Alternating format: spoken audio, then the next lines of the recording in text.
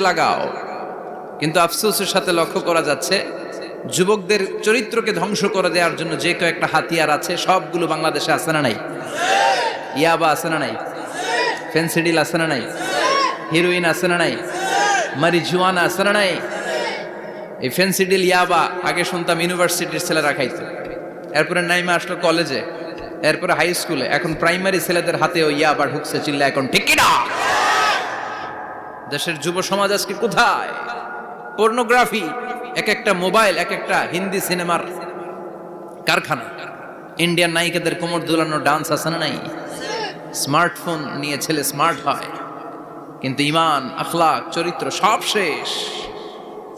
অপরাজনীতি, রাজনীতির নামে মন্দ খারাপ প্রতিহিংসামূলক ছাত্র রাজনীতি, নেতারা এই যুবক ছেলেদেরকে ইউজ করে, ওর বিরুদ্ধে ও মার, তুই ওরে মার, ওনারা থাকে অন্য জায়গায়, আছে না?